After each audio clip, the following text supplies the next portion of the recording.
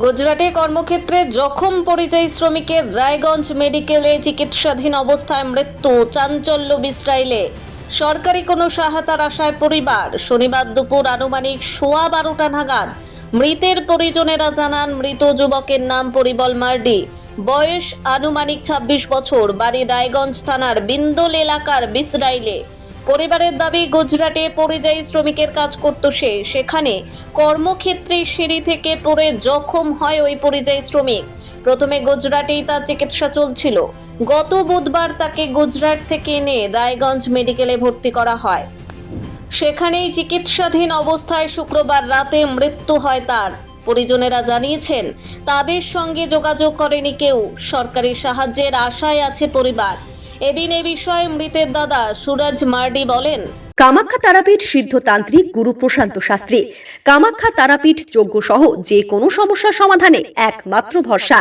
ঠিকানা রত্নজ্যোতি শোরুম, রত্নজ্যোতি মোড়, Debinagar, Raiganj, Uttar Dinajpur. Mobile number 8629986786। Suraj Mardi. কে মারা গেছে? ভাই মারা গেছে। কি নাম? পরিমল মার্ডি, বয়স কেমন হবে? 26 বছর, বাড়ি কোথায়? ইসরায়েল, বিন্দল। কি হয়েছিল ঘটনা? আর গুজরাটে কাজ করতে গিয়েছিল, তো ওখানটায় মানে সিঁড়ি থেকে পড়ে গেছে। পড়ে যাওয়ার কারণে তো তারপর ওখানে নার্সিংহোমে ভর্তি করানো হয়েছিল। ভর্তি করার পর বুধবারে এখানটায় নিয়ে আসে, রায়গঞ্জে 10তলাতে। আচ্ছা, এখানটায় নিয়ে আসার পর তো ট্রিটমেন্ট চলছিল, কিন্তু গতকালকে 7টার দিকে এখানটায় মানে মারা গেছে। মানে কি হয়েছিল? কাজ করতে গিয়ে ওখানে কি হয়েছিল? আহত হয়েছিল? সিঁড়ি থেকে পড়ে গেছিল। কততলা থেকে? তিনতলা। তিনতলা থেকে সিঁড়ি দিয়ে পড়ে গেল। হ্যাঁ বিল্ডিং এর কাজ করতো? হ্যাঁ, বিল্ডিং এর কাজ করে। বাড়িতে কে কে আছে? বাড়িতে এখন ফ্যামিলিতে 3 জন, কিন্তু বাবা মা দুজনেই নেই। আর ওর বউ আছে, বাচ্চা দুটো আছে। আর একটা তো অসহায় হয়ে গেল। হ্যাঁ, ওর দাদা আছে, কিন্তু দাদা ওর বৌদি।